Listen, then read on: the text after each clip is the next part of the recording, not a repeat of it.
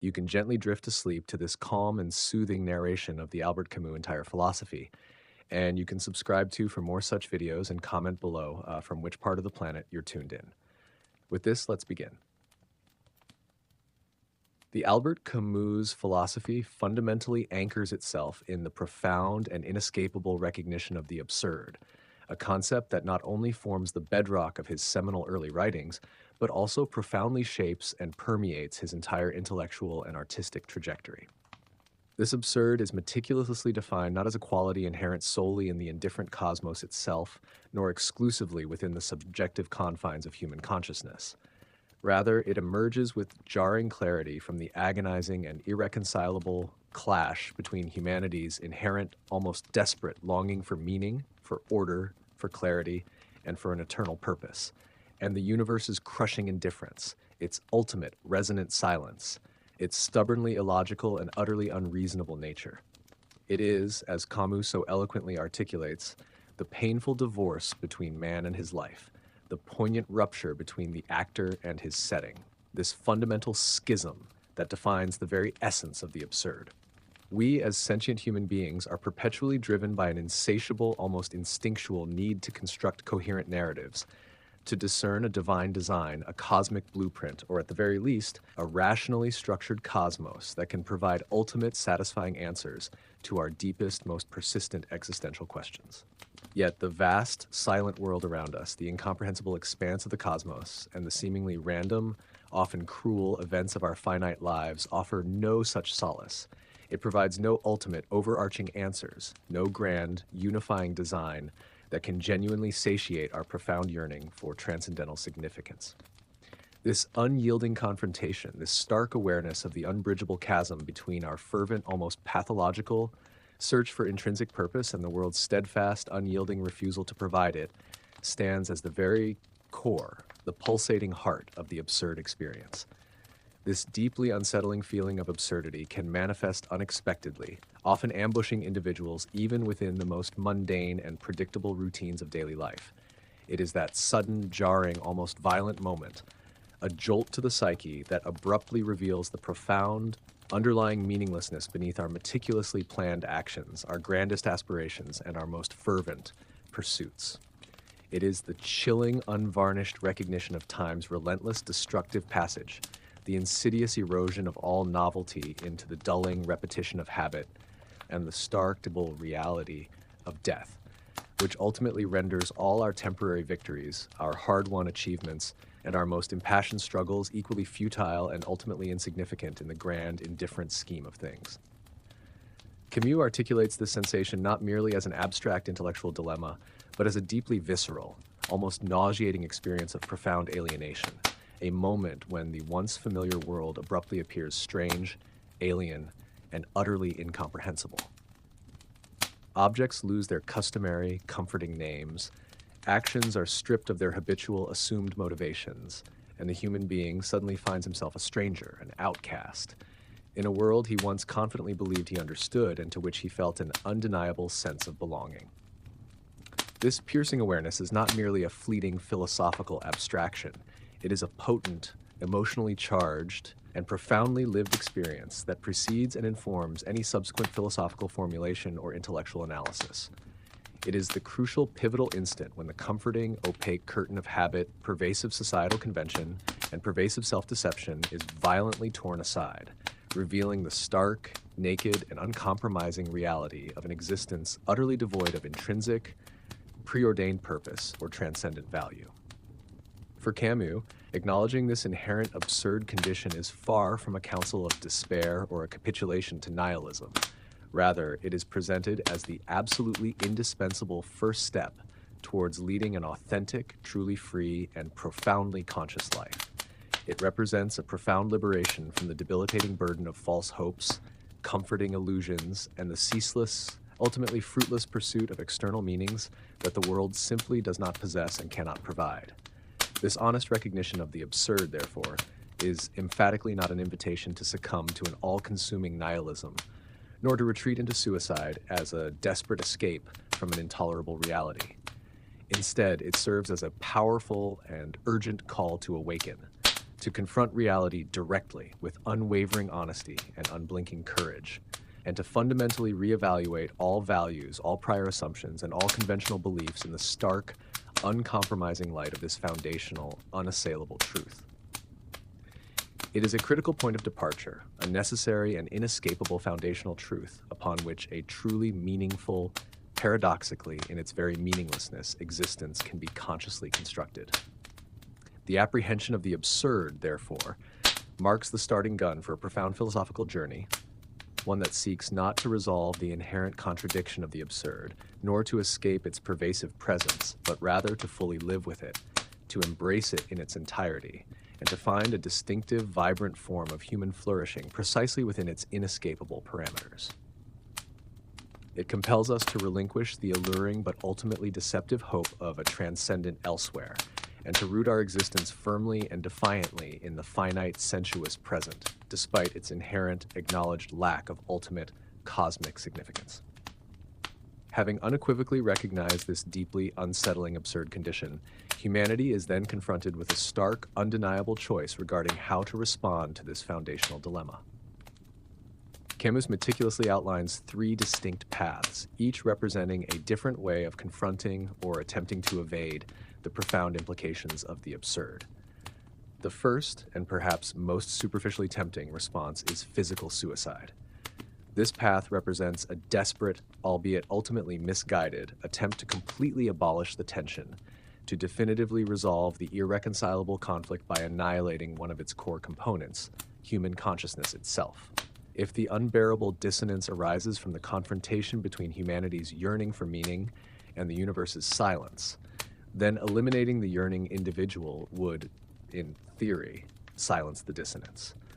However, Camus emphatically rejects suicide as a legitimate or courageous response to the absurd. He views it not as a triumphant assertion of freedom, but rather as a profound and ultimate capitulation, an utter surrender to the very absurd that one sought to escape. It is an act that, far from resolving the absurd, merely abolishes the consciousness that experiences it, thereby destroying the possibility of any further engagement, any struggle, or any future rebellion. It eliminates the very arena where life can be lived, even if that life is acknowledged as being inherently meaningless in an ultimate sense. The second path, equally rejected by Camus, is what he terms philosophical suicide, often referred to as a leap of faith.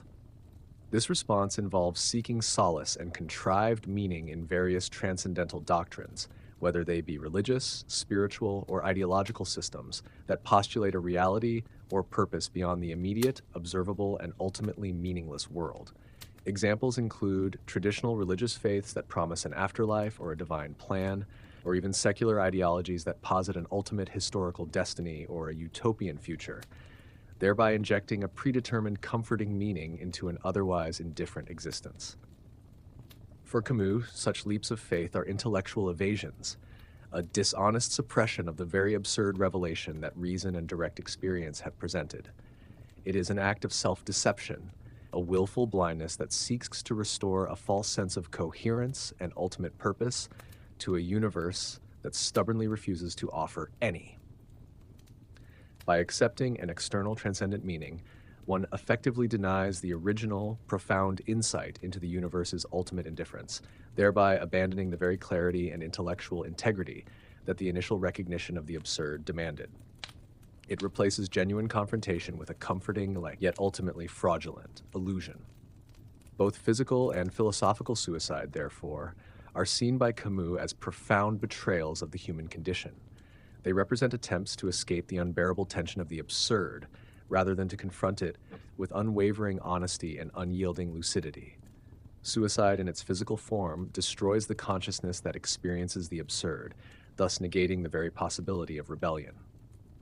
Philosophical suicide, on the other hand, attempts to transcend the absurd by inventing or embracing a higher meaning, thereby denying the very confrontation that defines the human predicament.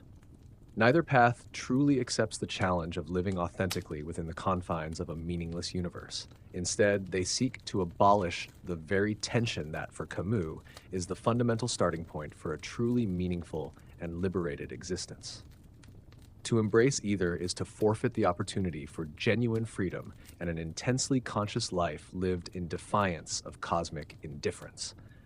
Having discarded these two forms of escape, Camus proposes the third and only authentic response to the absurd, the path of conscious, unwavering rebellion.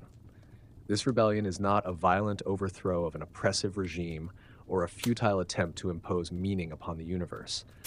Rather, it is a persistent internal revolt against the very notion of meaninglessness, an ongoing defiance in the face of the universe's silence. It is a commitment to live life to its fullest, with an intense passion and lucidity, precisely because there is no ultimate meaning, no divine plan, no transcendent purpose. The absurd hero, in this context, is the one who refuses to avert his gaze from the stark reality of the human condition. He looks the absurd directly in the eye, embraces its implications, and chooses to live on, defiantly and passionately, without recourse to false hope or comforting illusions. This rebellion is a continuous act of affirmation of human value in a world that inherently possesses none.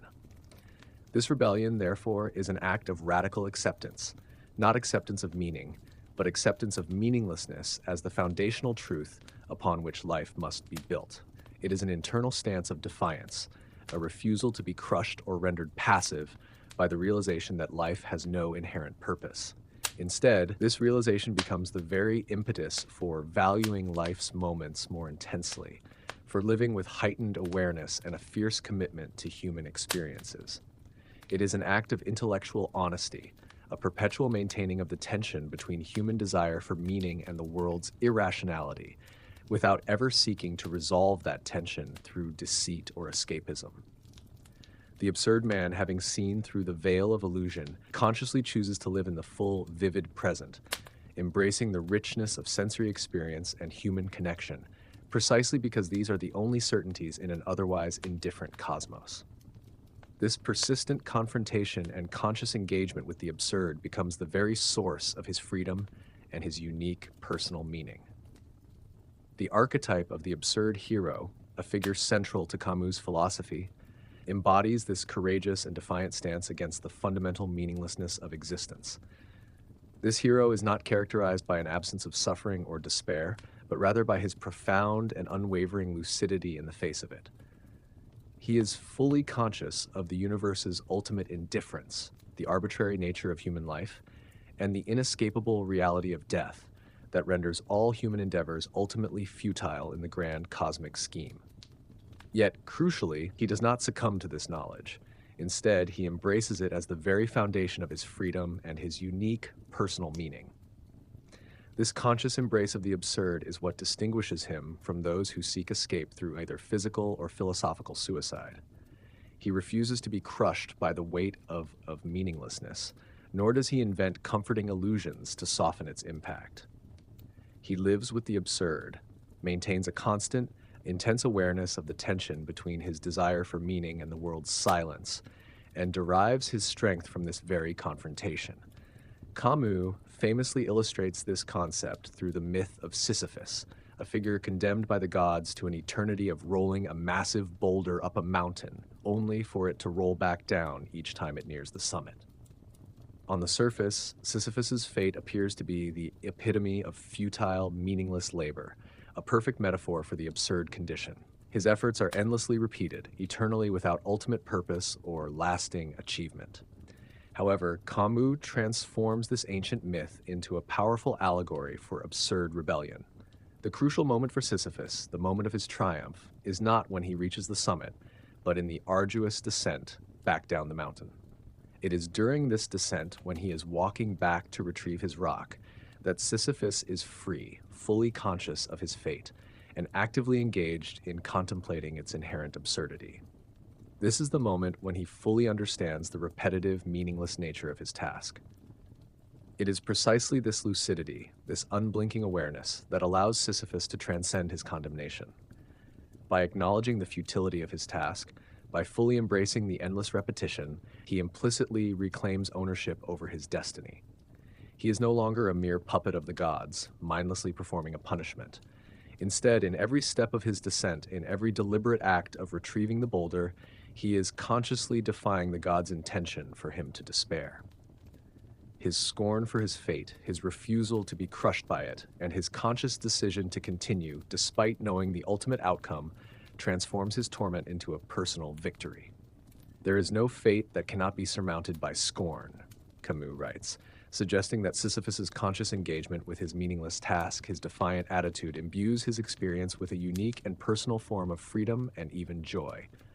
Camus concludes that one must imagine Sisyphus happy. This seemingly paradoxical statement is the linchpin of the absurd hero's philosophy. Sisyphus's happiness does not stem from a delusion that his task will ever have a lasting external purpose or a grand cosmic significance. Rather, his happiness arises from his conscious mastery over his own condition, from his refusal to be defeated by it. It is a happiness found in the very act of defiance, in the relentless commitment to living fully and consciously, even in the face of acknowledged meaninglessness. By understanding his fate and consciously deciding to confront it with rebellion and lucidity, Sisyphus becomes the master of his moments.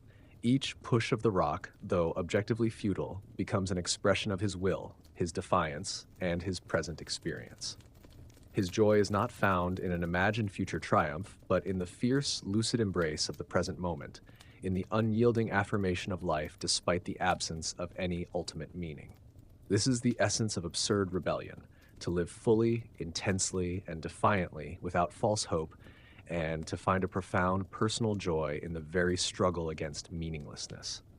The concept of revolt, as articulated by Camus, extends beyond the individual and their solitary confrontation with the absurd.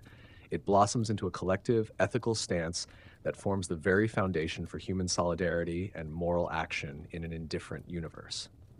Having concluded that both God and an overarching transcendent meaning are absent, and thus there are no pre-established divine or cosmic laws dictating human conduct, Camus posits that humanity itself becomes the sole source and arbiter of its own values. This recognition fundamentally shifts the locus of meaning from an external, preordained cosmic plan to the internal, self-created framework of human experience. The initial, solitary rebellion against the absurd gives way to a broader, shared revolt against the inherent injustices and arbitrary suffering that permeate human existence. This transition is crucial, moving from an egoistic struggle for individual lucidity to a deeply ethical imperative for shared action and responsibility. This revolt, therefore, is not a nihilistic free-for-all, nor is it an endorsement of chaotic self-interest. Instead, it is a conscious, deliberate choice to establish human-derived values and to live by them, even in the face of an indifferent cosmos. The recognition of the absurd, far from leading to moral paralysis, becomes the very impetus for creating and affirming a human-centered ethic. If nothing has ultimate meaning, then we are responsible for imbuing our lives with meaning, and this responsibility extends to our interactions with others. The commonality of the absurd condition, the shared experience of seeking meaning in a silent world, the shared vulnerability to suffering and death, forms a powerful bond among individuals.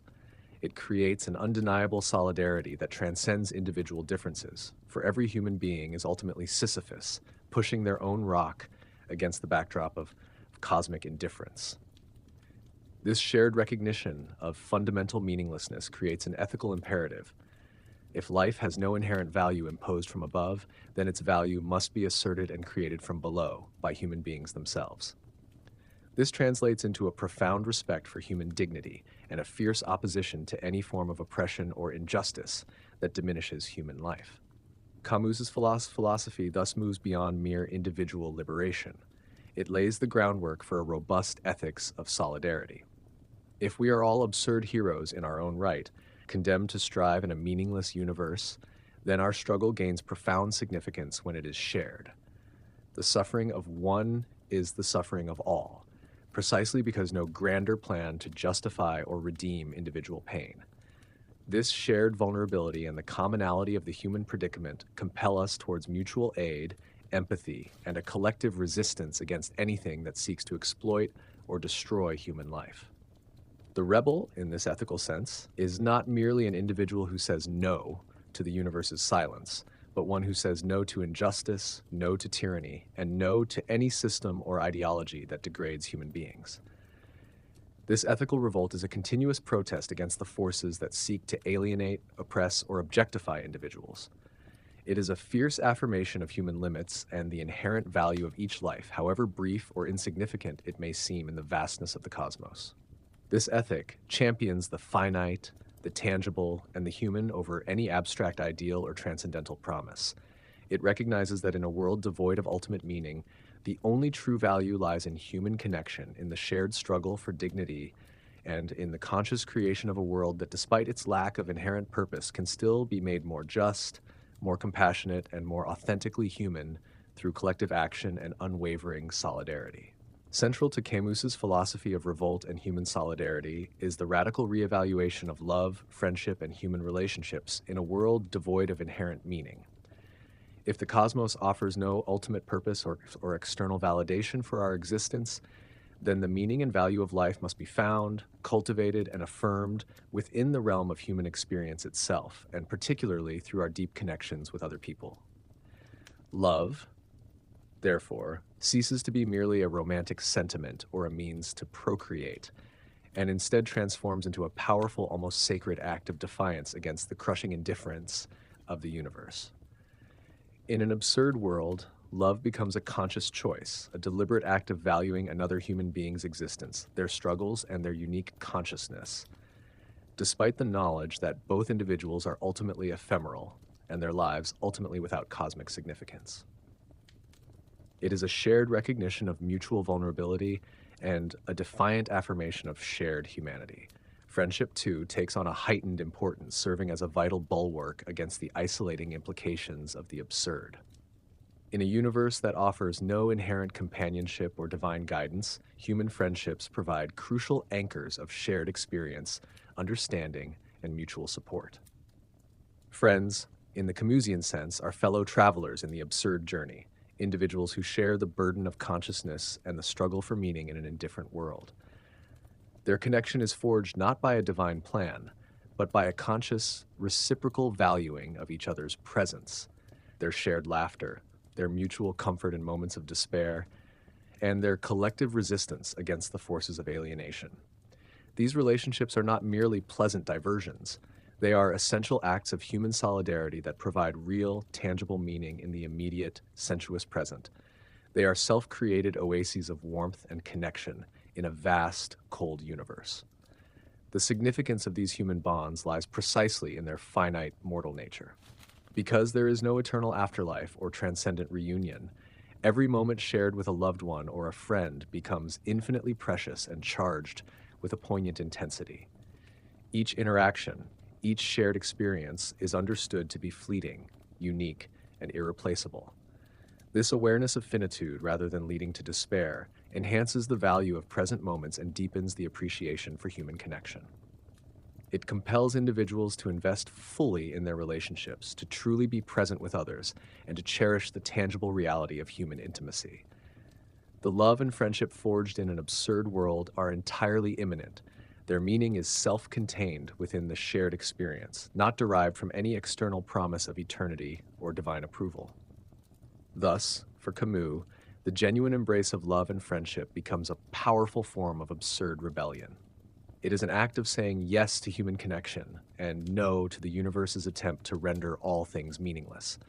Through these relationships, individuals collectively create their own meaning, their own purpose, and their own joy, not in defiance of the absurd, but within its very parameters. These bonds are not merely about comfort. They are active, ethical engagements with others that affirm human dignity, provide a sense of belonging, and construct a shared reality of value and purpose, even if that purpose is entirely self-made and acknowledged to be ultimately temporary.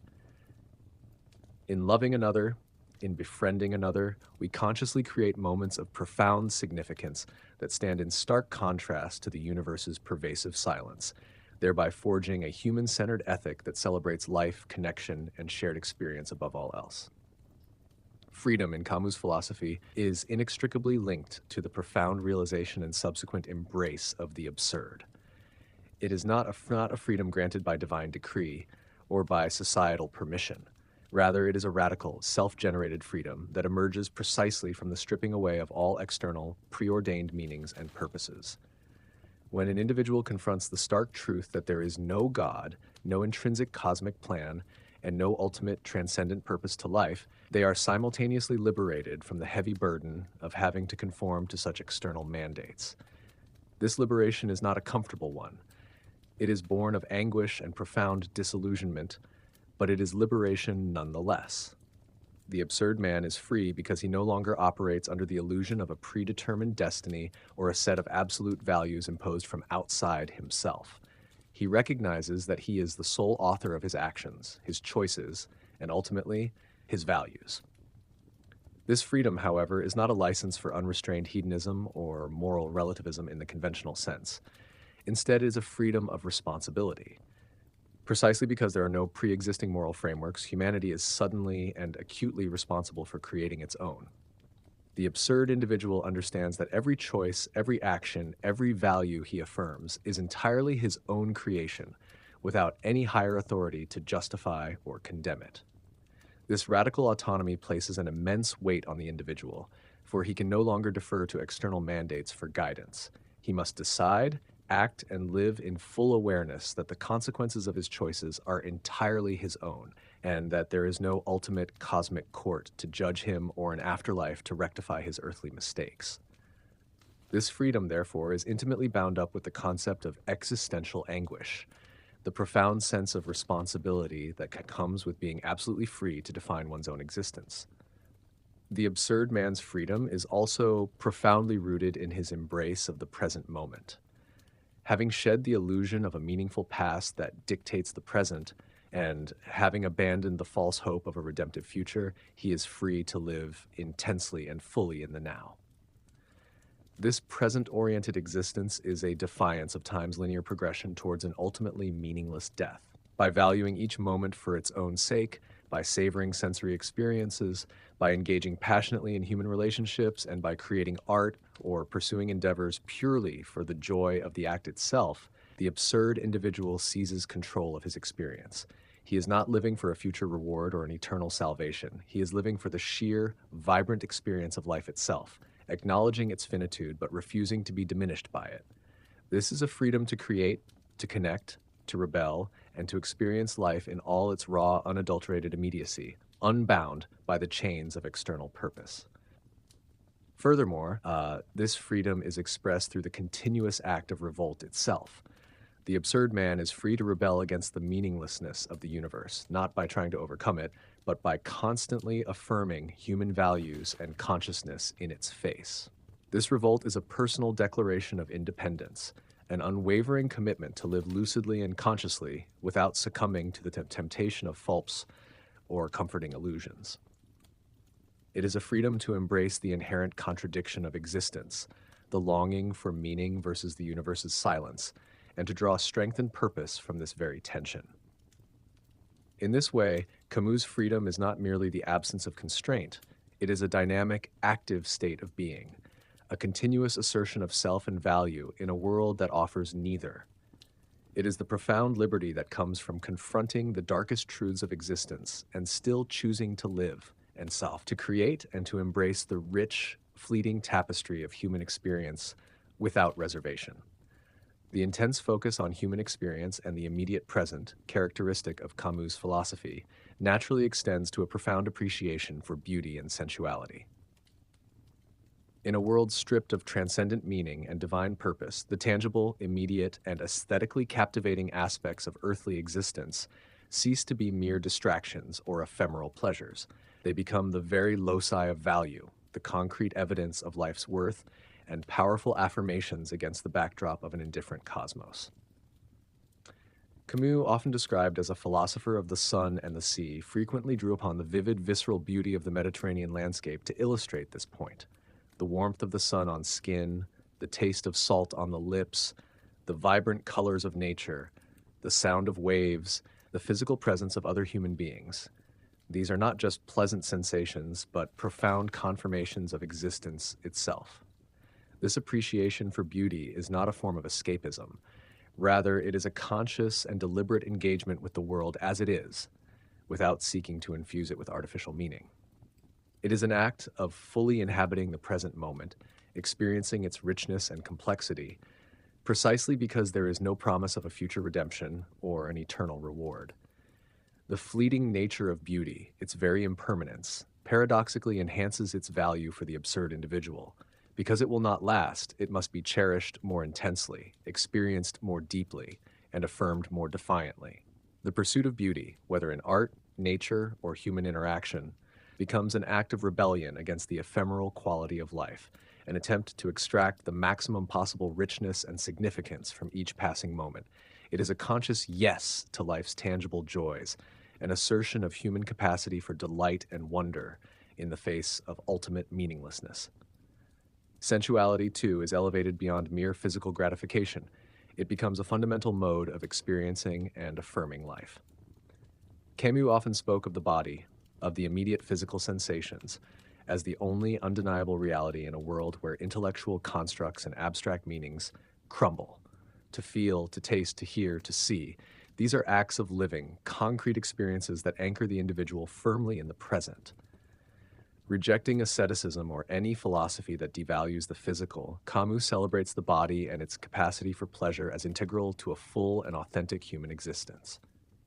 This embrace of sensuality is a rejection of all forms of dualism that separate mind from body or elevate the spiritual above the material. For the absurd man, the body is not a cage from which the soul longs to escape, but the very vessel through which life is experienced, and through which meaning of a human, immanent kind is made. Therefore, beauty and sensuality for Camus are not trivial pursuits, but fundamental philosophical stances. They are concrete expressions of absurd rebellion, active affirmations of life's inherent value despite its acknowledged lack of ultimate purpose. By fully engaging with the aesthetic and sensory dimensions of existence, the absurd individual creates his own moments of meaning and joy, asserting human agency and celebrating the richness of the finite world. This engagement with beauty and sensuality becomes a powerful act of defiance against the universe's indifference, a testament to humanity in all its glorious transient forms, its capacity to find joy, wonder, and profound value in the imminent, fleeting present without needing recourse to any external, transcendent justification. It is a philosophy of vibrant, embodied living, a celebration of the earthly and the tangible.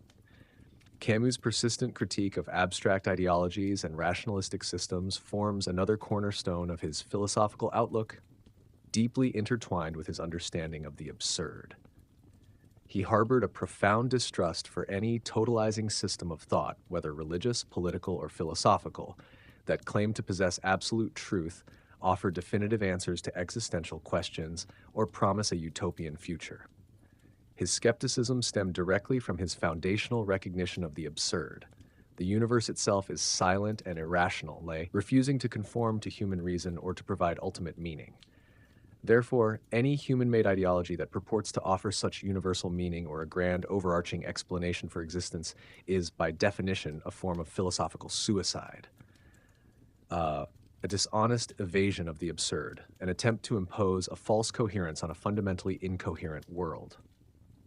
Camus saw abstract ideologies, particularly those of the 20th century, as inherently dangerous because they often demanded an unconditional surrender of individual conscience and personal experience to a preconceived doctrine.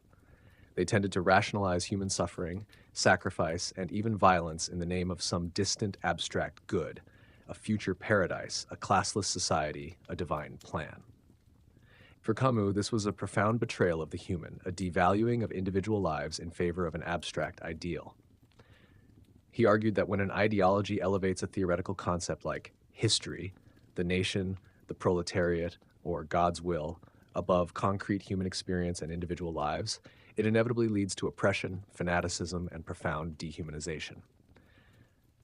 The absolute certainty claimed by these ideologies often manifested in an intolerance for dissent, a suppression of individual freedom, and a justification for morally questionable actions, all in the service of their supposedly infallible grand design.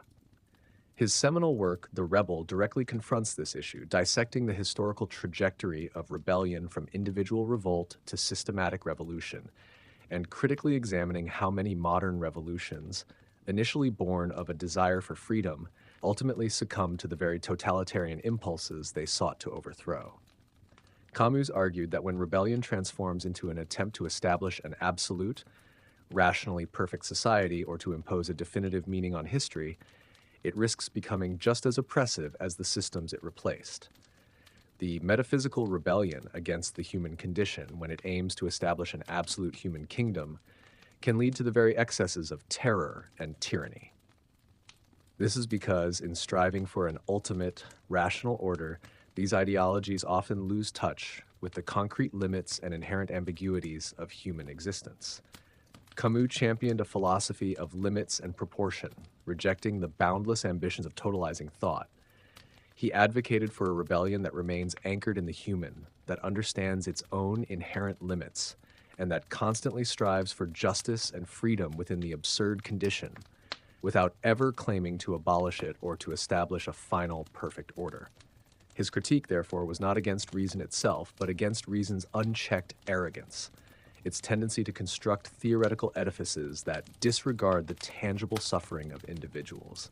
He urged humanity to remain lucid, to embrace ambiguity, and to consistently prioritize concrete human experience, compassion, and immediate justice over any abstract principle or grand ideological promise. For Camus, an authentic life and an ethical society could only be built on the humble yet courageous acknowledgement of the absurd and the continuous, limited, human-centered revolt against its injustices, without ever falling prey to the seductive but dangerous siren call of absolute certainties. The intricate relationship between art and the absurd forms a crucial dimension of Camus' philosophy, positioning artistic creation not as an escape from the human condition, but as one of its most profound and authentic expressions. For Camus, art is not merely a decorative pursuit or a vehicle for conveying pre-existing truths. Rather, it emerges as a powerful form of absurd rebellion, a defiant act of conscious creation in a universe that offers no inherent meaning or purpose. In a world devoid of ultimate significance, the artist undertakes the heroic task of imposing human order, beauty, and coherence onto the chaos and silence of existence, without ever denying or forgetting that this order is entirely self-made and inherently transient. Art, therefore, is a means of confronting the absurd head-on, engaging with its contradictions, and transforming its despair into a unique form of human affirmation. Camus believed that genuine art, especially literature, thrives on lucidity. It does not shy away from depicting the harsh realities of the human condition, suffering, injustice, alienation, and the pervasive sense of meaninglessness. Instead, it illuminates these truths with unflinching honesty, holding up a mirror to the absurd. However, the artist's role is not simply to document despair. It is to transcend it through the very act of creation. By giving form and expression to the formless anxieties and chaotic experiences of life, the artist asserts human agency. The creation of a coherent narrative, a captivating melody, or a striking image is in itself an act of imposing human will and intelligence upon an indifferent world, thereby carving out a temporary yet profoundly significant space for human meaning. Art also serves as a critical means of maintaining the tension of the absurd. Unlike philosophical systems that attempt to resolve the contradiction between humanity's longing for meaning and the world's silence, art embraces this tension and explores its nuances. A great novel or a powerful play does not offer definitive answers. Instead, it deepens our understanding of the questions, allows us to live vicariously through the struggles of others, and expands our capacity for empathy and reflection. It acknowledges the irrationality of the world while simultaneously striving for clarity of expression and aesthetic coherence. This refusal to simplify or resolve the absurd, while simultaneously striving to represent it beautifully and truthfully, is what makes art a uniquely powerful form of rebellion. It is a testament to humanity's capacity to find beauty and significance even in the heart of despair. Furthermore, art, for Camus, fosters human solidarity.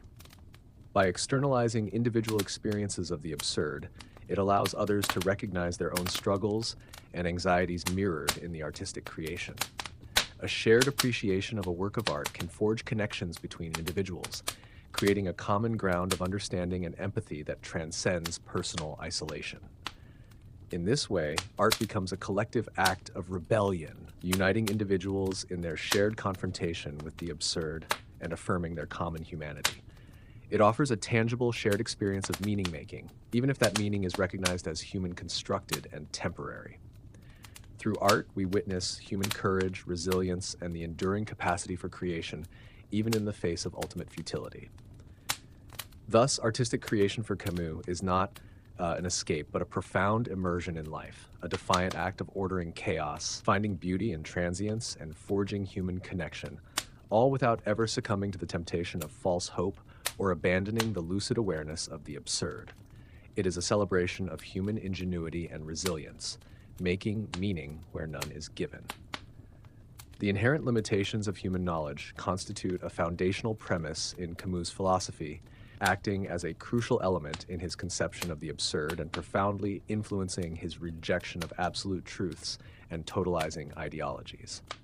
For Camus, the human mind, while capable of immense ingenuity and rational inquiry, is fundamentally constrained in its ability to fully comprehend or encapsulate the entirety of the universe.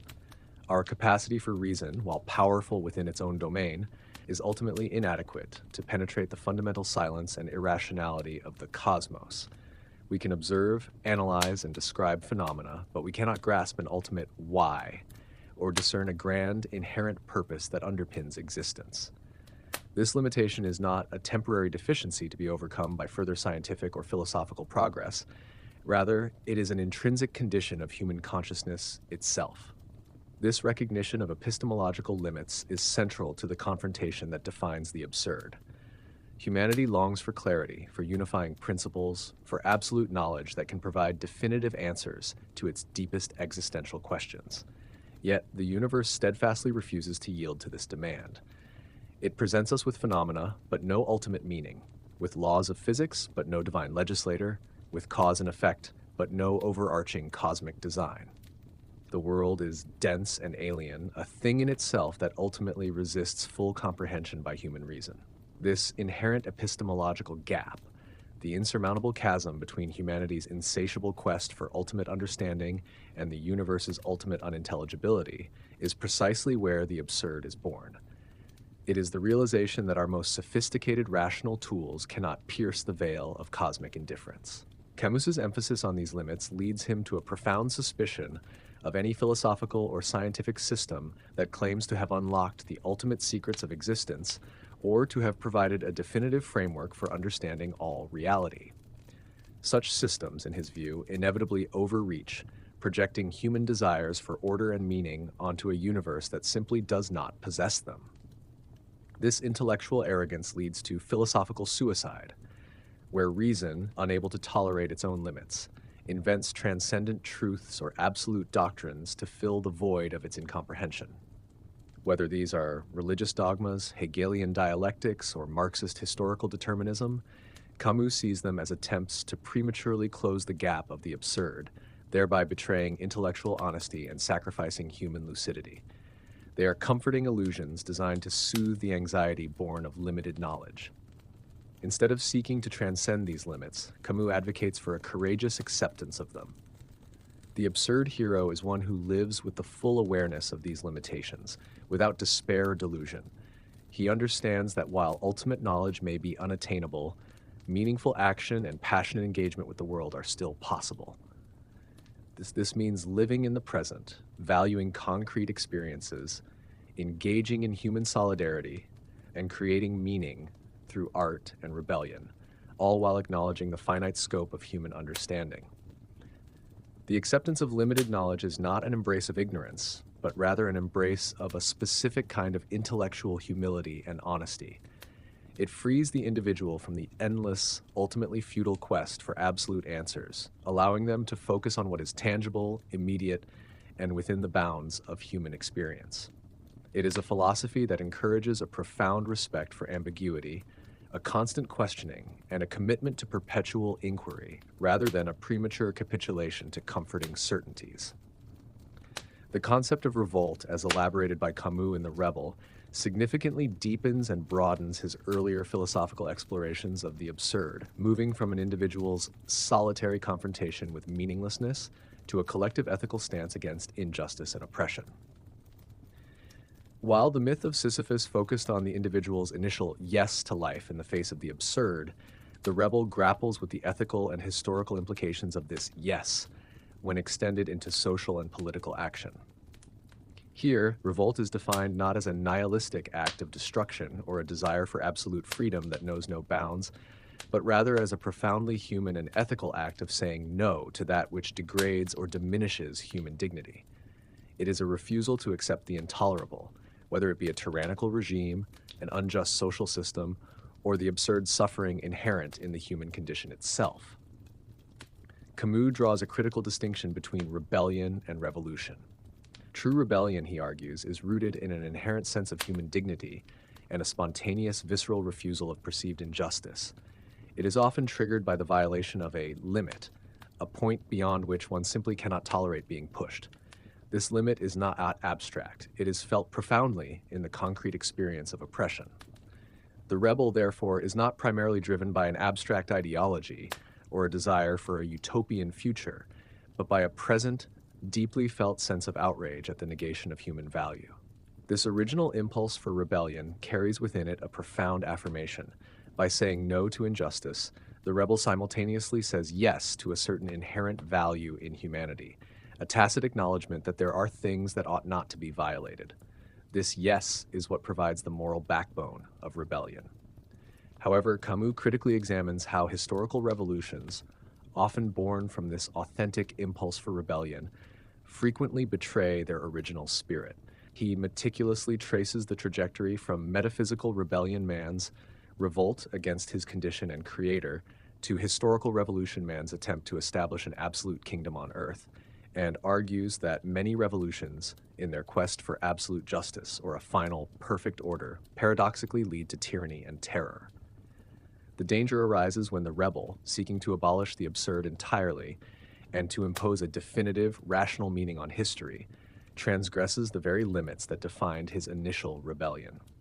When a revolutionary ideology claims absolute truth and attempts to impose it universally, it justifies violence, sacrifices individual lives for a distant ideal, and inevitably creates new forms of oppression. This is because such revolutions substitute one absolute God or fate for another history or reason, thereby denying human freedom and the inherent ambiguities of existence. For Camus, authentic rebellion must always operate within limits. It is a continuous ethical struggle against injustice that respects human dignity in the present, rather than sacrificing it for an idealized future. It demands intellectual humility, recognizing that perfect justice or absolute meaning is unattainable. The rebel maintains the tension between revolt and affirmation, between saying no to what is unacceptable and yes to the inherent value of life and fellow human beings. This concept of revolt, therefore, is not about abolishing the absurd, but about establishing a human-centered ethics and solidarity within its parameters.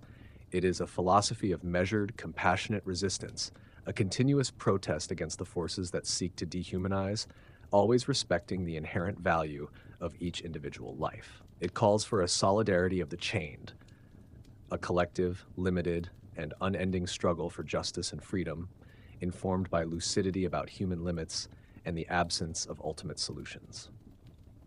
The critique of nihilism is absolutely central to Camus's philosophy, serving as a constant counterpoint and a dangerous temptation that the absurd hero must consciously resist and overcome.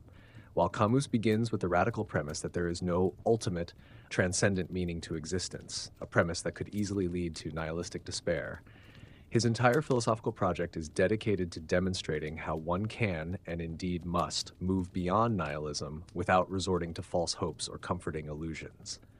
He views nihilism not as an endpoint, but as a critical crossroads, the realization that traditional values and divine purposes have collapsed. The crucial question, then, is how one responds to this collapse. For Camus, true nihilism is the absolute denial of all values, the belief that nothing matters and that all actions are equally worthless. It leads either to passive despair and inaction or to unchecked violence and destruction, as there are no longer any moral constraints or justifications for restraint. This is the danger that lies latent within the recognition of the absurd. If the universe truly offers no meaning, if all our endeavors are ultimately futile, then why not simply give up, or worse, embrace chaos and destruction? Camus recognized the seductive power of this conclusion, but vehemently rejected it as a form of intellectual and ethical surrender. He saw it as a capitulation to the absurd rather than a rebellion against it. Camus's philosophy works to inoculate against nihilism by demonstrating that the absence of inherent transcendent meaning does not equate to the absence of all meaning. Instead, it places the responsibility for creating meaning squarely on the shoulders of humanity itself. If God is dead and cosmic purpose is absent, then humans become the sole source and arbiters of value. This is the core of his absurd rebellion. To affirm life, create values, and engage in meaningful action despite the acknowledged absence of ultimate justification. It is a defiant yes to life, a celebration of human experience, solidarity, and creation, precisely because these are the only things that truly matter in a silent universe. His critique of nihilism is particularly evident in The Rebel, where he dissects how various historical and political movements, often starting with a legitimate rebellion against injustice, fall into nihilistic traps. When a revolution abandons its initial impulse for justice and dignity and instead embraces absolute ideology, it can descend into nihilism. It begins to believe that everything is permitted in the pursuit of an abstract future ideal, thereby justifying violence, terror, and the sacrifice of innocent lives. This is a form of practical nihilism, where the ends justify any means, and all present human values are negated for a distant, theoretical perfection. Camus argues that this is a betrayal of the very spirit of rebellion, which always contains an implicit affirmation of human limits and dignity. Thus, Camus's entire philosophical project can be seen as an elaborate, impassioned argument against nihilism. He acknowledges the initial nihilistic insight, the collapse of traditional values, but then constructs a robust framework for living a valuable, ethical, and passionate life without falling into the abyss of meaninglessness. He asks, if nothing has meaning, what stops us from committing suicide?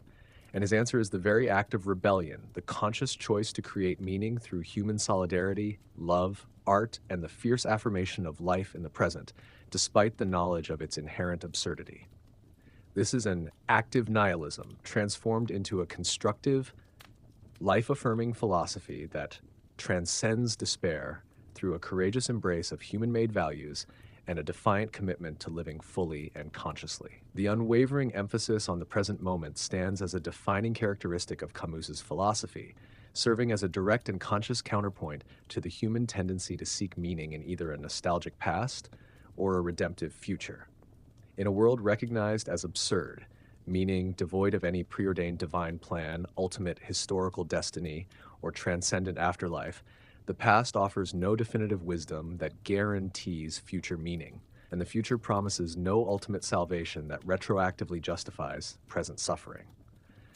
Therefore, the only realm in which genuine meaning can be experienced, created, and affirmed is the here and now, the immediate, tangible present. This focus is not a passive acceptance of fate, but an active, defiant choice to live fully and intensely in the face of cosmic indifference. For Camus, the pursuit of an afterlife or a utopian future is a form of philosophical suicide, an evasion of the absurd that postpones authentic living. It involves deferring genuine happiness, purpose, or freedom to a realm outside the concrete realities of human existence. By constantly looking beyond the present, individuals risk neglecting the richness and unique opportunities for experience that each passing moment offers. Similarly, dwelling excessively on the past can become a prison, binding individuals to regrets, nostalgia, or narratives that may no longer serve a vibrant, conscious life. The absurd hero, having shed these illusions, is liberated to fully inhabit the present, recognizing its unique value precisely because it is finite and will not last. This radical embrace of the present is intimately tied to the concept of freedom. Without the constraints of a predetermined future or a divinely ordained path, the individual gains autonomy over their immediate choices and experiences. Each moment becomes an opportunity for conscious creation, for intense engagement, and for the affirmation of human values. This involves savoring sensory experiences, the taste of food, the warmth of the sun, the touch of a loved one, with heightened awareness, recognizing that these are the only undeniable realities. It means investing fully in human relationships, art, and acts of rebellion, not for some ultimate reward, not but for the inherent satisfaction and meaning derived from the acts themselves. The joy of Sisyphus, for instance, is not in the imagined completion of his task, but in his conscious engagement with the rock in the present moment, in his defiant descent, and in his lucid awareness of his current condition. Living in the present is, therefore, a powerful act of absurd rebellion. It is a refusal to let the ultimate meaninglessness of existence diminish the value of concrete, lived experience. It is a continuous assertion of human agency against the silent indifference of the universe, a deliberate choice to imbue moments with personal significance through active engagement and lucid consciousness. This philosophy champions a vibrant embodied life, one that finds its joy, purpose, and meaning not in grand narratives or transcendent promises, but in the immediate, fleeting, and profoundly tangible realities of human existence. It's about maximizing life's density, experiencing as much as possible, feeling intensely, and creating meaning in the only time that truly exists for us, the now. Camus's ethical stance, especially as it evolves from the myth of Sisyphus to the rebel, fundamentally grounds itself in the principle of human solidarity and a robust rejection of any form of political or metaphysical absolutism. Given his foundational premise that there is no transcendent God or ultimate cosmic meaning, humanity is left to construct its own values and ethical frameworks. This absence of external authority places immense responsibility on individuals to create a human-centered ethic, one that prioritizes the dignity, freedom, and well-being of every person. The recognition of the shared absurd condition, the common struggle for meaning in an indifferent universe, becomes the very impetus for forming bonds of solidarity. We are all brothers in the absurd, sharing a common fate and a common vulnerability, which naturally compels us towards mutual aid and compassion. The core of Camus's ethics lies in his concept of limits. Unlike revolutionaries who might justify any means for a supposedly perfect future, the absurd rebel understands that justice and freedom must be pursued within human limitations, respecting the concrete realities of individual lives in the present. This means actively opposing any ideology, system, or action that claims absolute truth or power, because such claims invariably lead to the dehumanization and sacrifice of individuals for an abstract ideal. When a political philosophy asserts an ultimate, inevitable historical trajectory, or a perfect society, it tends to rationalize oppression, violence, and terror as necessary steps towards that promised future. Camus, having witnessed the horrors of totalitarian regimes in the 20th century, vehemently rejected this kind of instrumental reason, where human beings become mere means to an end. His ethic is, therefore, a constant struggle against injustice and oppression, but one that remains acutely aware of its own provisionality and the inherent ambiguities of moral action.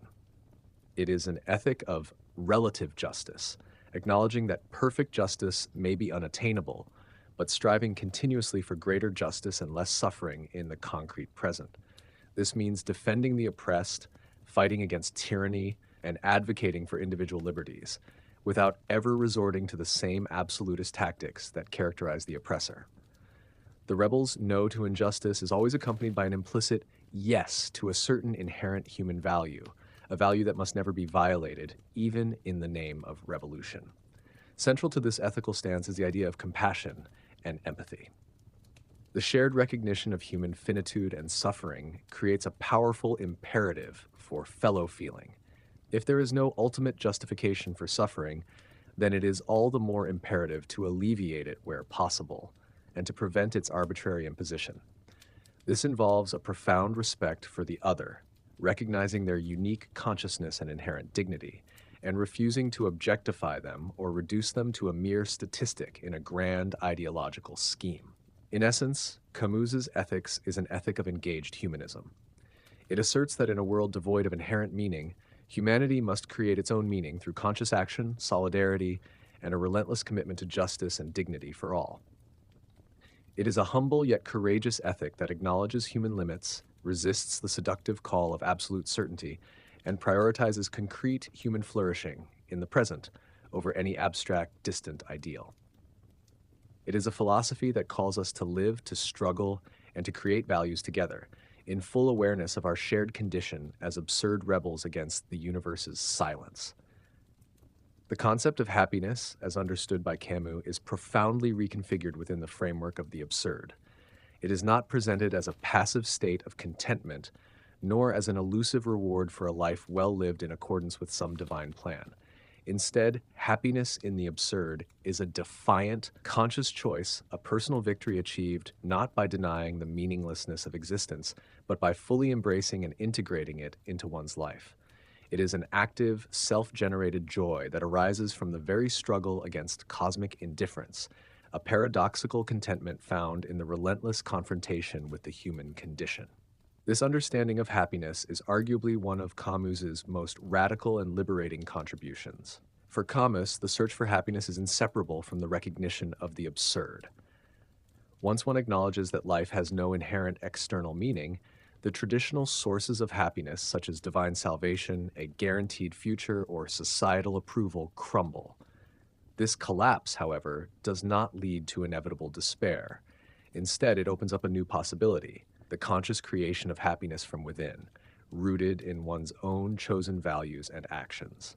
The absurd man finds happiness not by escaping the meaninglessness, but by lucidly staring it down and then choosing to live fully and passionately anyway. This is the essence of his famous conclusion regarding Sisyphus. One must imagine Sisyphus happy. His happiness is not in the futile hope of ever reaching the mountaintop permanently, but in his conscious control over his descent, his scorn for his fate, and his active engagement with his repetitive task. This happiness is intrinsically linked to the notion of revolt. It is the joy found in defiance, in the assertion of human dignity against the silent universe. When the absurd hero says yes to life despite its lack of ultimate purpose, when he creates art, forms deep human connections, or fights against injustice, he is actively constructing moments of profound personal meaning. Each such act, undertaken without illusion, becomes a source of self-generated fulfillment. The happiness is in the act of living, of experiencing, of creating, of rebelling, not in the ultimate outcome or a transcendent justification. It is an intense, present-oriented joy derived from the sheer vitality of existence and the conscious exercise of human freedom.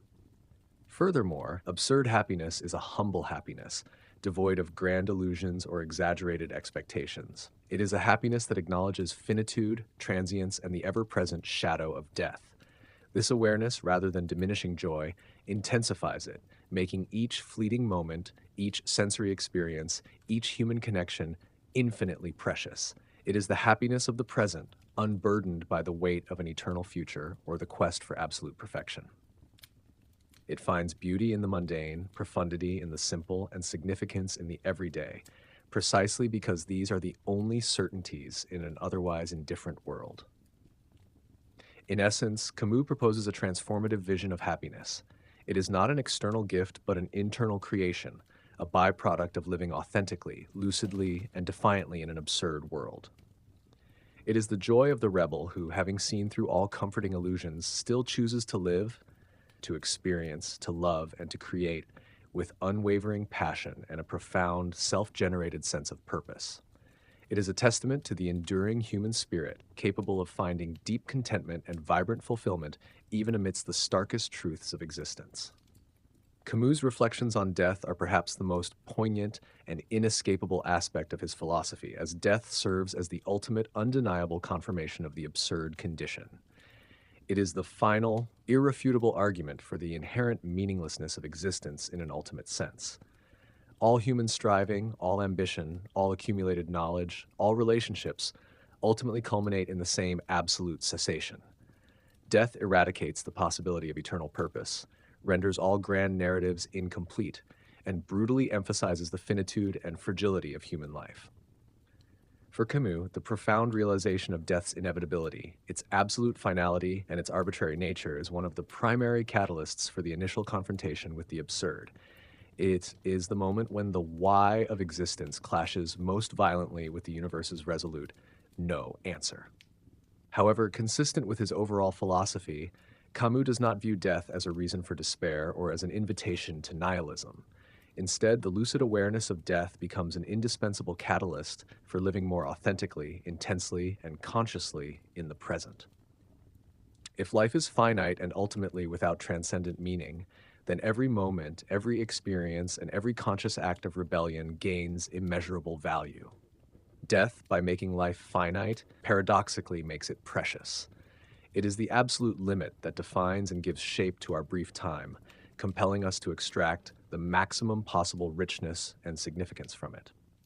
The absurdity of death lies not merely in its finality, but in its often arbitrary timing and its capacity to strike down individuals regardless of their merit, achievements, or unfinished purposes. This arbitrary nature further underscores the universe's indifference to human hopes and plans. There is no divine justice in death, no guaranteed redemption. It is a biological fact, an end to consciousness, and nothing more. Accepting this stark reality, without seeking solace in promises of an afterlife or reincarnation, is a crucial step in embracing absurd lucidity. To confront death without illusion is to truly face the human condition.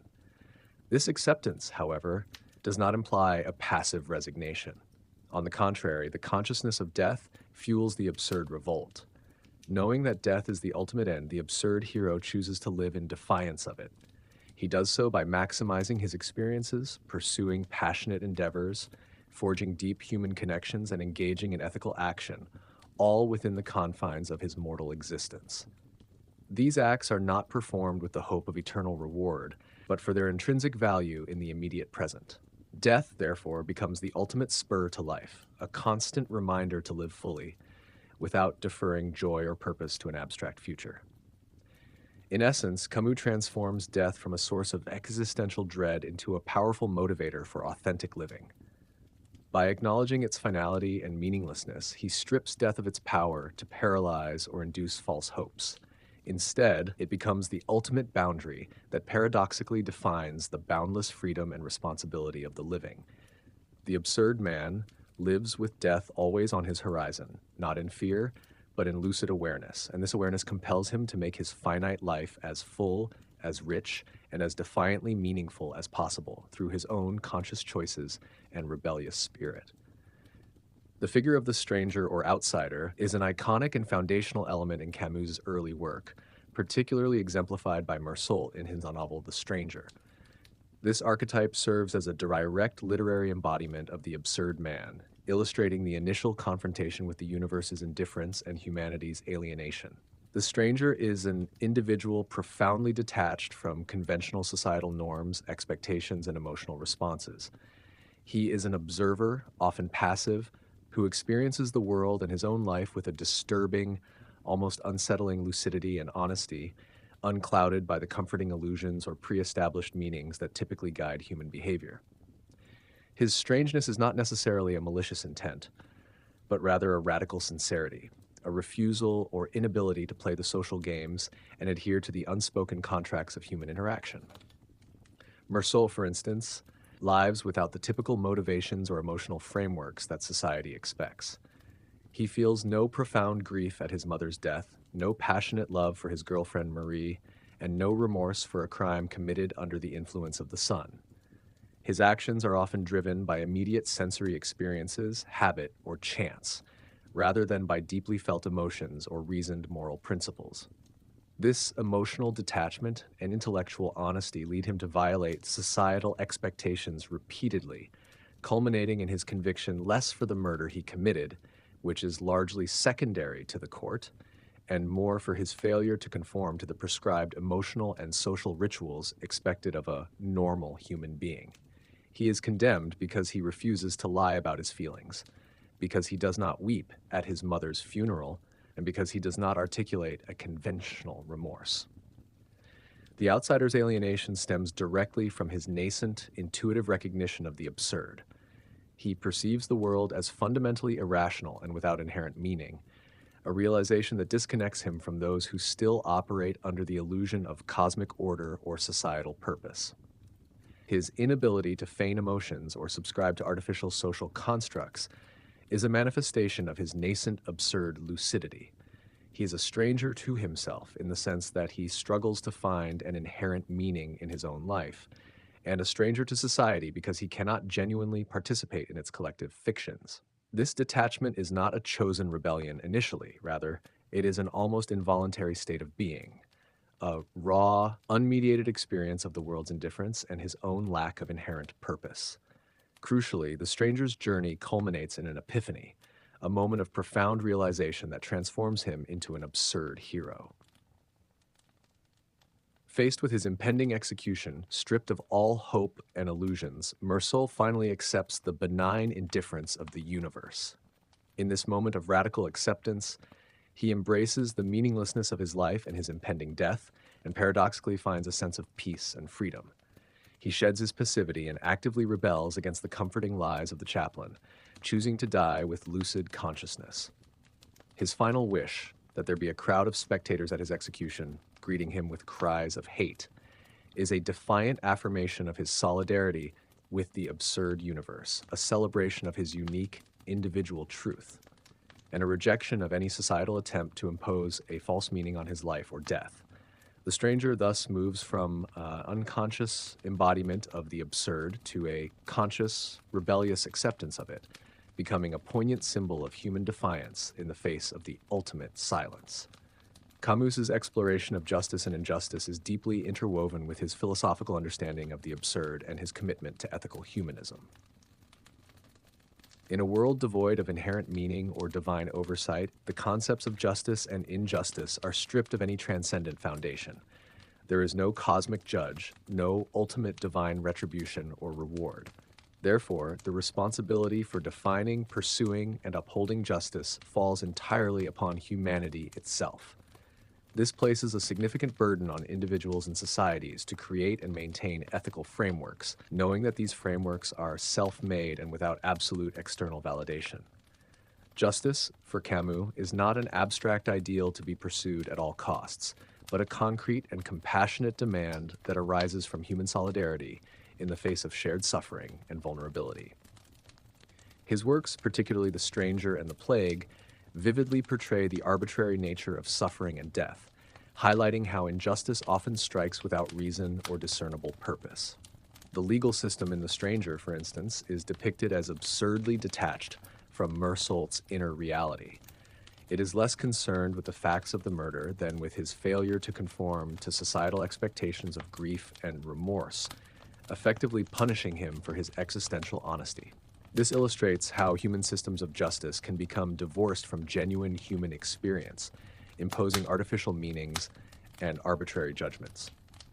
Similarly, The Plague in Oran is an indifferent natural injustice that strikes indiscriminately, revealing the fragility of human life and the shared vulnerability of all people, irrespective of their moral standing. Camus's concept of revolt, as articulated in The Rebel, directly addresses the imperative to fight against injustice. This revolt is not an attempt to establish absolute justice or a perfect society, which he viewed as dangerous illusions often leading to greater tyranny. Instead, it is a continuous, limited, and ethical struggle to alleviate concrete suffering, to defend human dignity, and to resist any form of oppression that negates the inherent value of human life.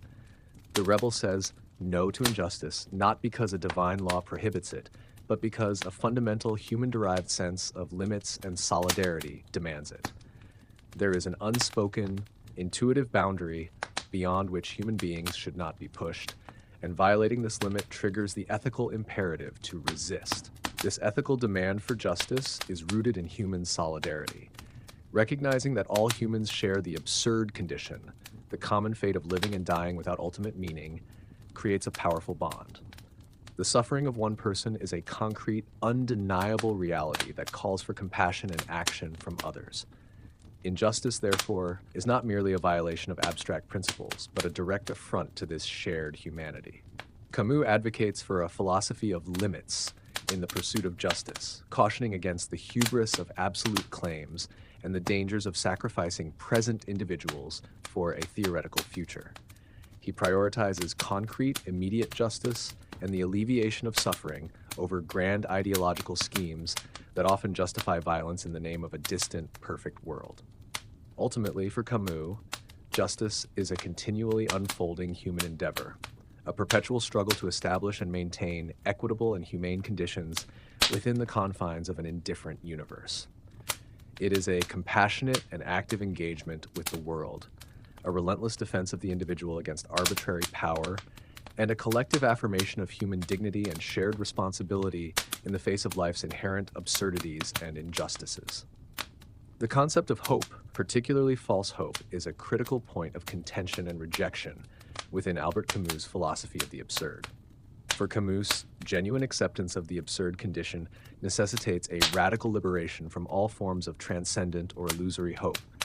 Any belief in an ultimate meaning, a divine plan, a guaranteed salvation, or a utopian future that will ultimately redeem human suffering or provide ultimate justification for existence. Such hopes, whether religious or ideological, are deemed philosophical suicide because they involve a dishonest evasion of the harsh truths of the absurd. They are comforting lies that prevent individuals from confronting reality directly and living authentically in the present. Camus argues that humanity's inherent longing for meaning and purpose often leads it to invent or cling to these false hopes. It is a natural human inclination to seek patterns, order, and ultimate resolutions, especially in the face of suffering and death. However, when the universe offers only silence and indifference in response to these profound yearnings, the temptation arises to impose meaning where none exists, thereby creating elaborate systems of belief that promise an elsewhere, a heaven, a future perfect society, a historical inevitability. For Camus, these are dangerous distractions that ultimately disempower individuals by making their present happiness and purpose dependent on something external, deferred, and ultimately illusory. They encourage a passive waiting for salvation rather than an active, self-generated creation of meaning. The rejection of false hope is not a call to despair. Rather, it is presented as a crucial step towards genuine freedom and authentic living. By consciously shedding these comforting illusions, the absurd individual is liberated from the burden of pursuing an unattainable external purpose. This liberation allows for a full, intense, and passionate engagement with life as it is, in the immediate present. When there is no promise of an ultimate reward or an eternal future, every fleeting moment, every sensory experience, every human connection, every act of rebellion or creation gains an immeasurable value. The absurd hero finds joy and meaning not by hoping for things to be different, but by embracing them precisely as they are, without reservation or illusion. This distinction between false hope and genuine, human-generated engagement is vital. Camus is not advocating for a life devoid of all aspirations or a grim resignation to fate. Instead, he proposes a form of hope that is entirely immanent and self-created. This is the hope of the present, the active choice to live, to create, to connect, and to rebel, knowing that these actions are their own justification. The hope lies in the very act of doing, in the conscious affirmation of life despite its acknowledged meaninglessness. It is a hope found in human solidarity, in the creation of art, in the pursuit of justice, and in the deep appreciation of beauty and sensuality, all within the finite temporal confines of human existence. Thus, Camus's philosophy vigorously critiques and dismantles the edifice of false hope, seeing it as a primary obstacle to genuine lucidity and authentic freedom. By liberating humanity from the need for external validation or future redemption, he empowers individuals to become the sole architects of their own meaning and happiness in the immediate present. The absence of transcendent hope clears the path for a powerful, defiant, and intensely lived existence, rooted in the conscious embrace of the absurd and a relentless commitment to human-made values. The role of memory in Camus's philosophy, while not as explicitly central as the absurd or revolt, plays a subtle yet significant part in shaping an individual's relationship with their own life and with the past. For the absurd individual, memory operates within the framework of a life recognized as finite and ultimately without transcendent meaning. It is not a tool for uncovering a preordained destiny or for deriving solace from a divine plan, but rather a mechanism for constructing a personal narrative, affirming chosen values, and enriching the intensity of the present. Camus's treatment of memory is thus consistent with his emphasis on immanence and the self-creation of meaning. One critical aspect of memory, within the absurd framework, is its capacity to reinforce the awareness of transience and finitude. Recalling past experiences, both joyful and painful, serves as a constant reminder of the relentless passage of time and the ephemeral nature of all human endeavors. This awareness, far from inducing despair, paradoxically intensifies the value of present moments. If a beautiful memory is cherished precisely because the moment itself is gone forever, then the present moment, as it unfolds, must be lived with even greater lucidity and appreciation. Memory thus becomes a spur to live more fully in the now, to create new experiences that will, in turn, become cherished recollections. However, Camus also cautions against a passive or nostalgic reliance on memory that can become a form of escapism. If the present is recognized as the only realm of authentic action, then dwelling excessively on the past, particularly in a way that idealizes it or seeks to escape the present's challenges, can be another form of philosophical suicide. It can prevent active engagement with current realities and diminish the impulse for rebellion. The past, for the absurd man, should not be a prison, but a reservoir of experiences that inform and enrich the present, without dictating its possibilities or providing false comfort for its inherent meaninglessness. Memory, when consciously engaged, can also contribute to the creation of personal meaning and the affirmation of chosen values. By recalling past acts of courage, love, or creation, the individual reinforces their own self-constructed identity and purpose. It is a way of saying yes to one's own lived history, even if that history is ultimately without cosmic significance. The coherence we perceive in our lives, the narrative thread that connects our experiences, is not found but created through the active process of remembering and interpreting. This act of personal narrative construction rooted in memory is a form of imposing human order on the chaos of individual existence, mirroring the artist's creation of art. For figures like Meursault in The Stranger, the absence of conventional memory and emotional connection to his past is initially what makes him an outsider, highlighting his radical detachment. His eventual moment of lucidity, however, involves a confrontation with his entire life, culminating in an acceptance of its benign indifference. Here, memory is not about finding meaning, but about recognizing the lack of it and embracing that truth. In essence, Camus suggests that memory, handled lucidly, becomes a tool for deepening our engagement with the absurd. It allows us to carry our past experiences as a rich tapestry, informing our present actions and choices, but never dictating them, and always serving the overarching imperative to live fully, consciously, and defiantly in the immediate moment. It helps to consolidate the self-created meaning of a lived without illusion, without ever succumbing to a passive or escapist longing for what was. If you're still listening, you can subscribe for more such videos. Thanks for watching.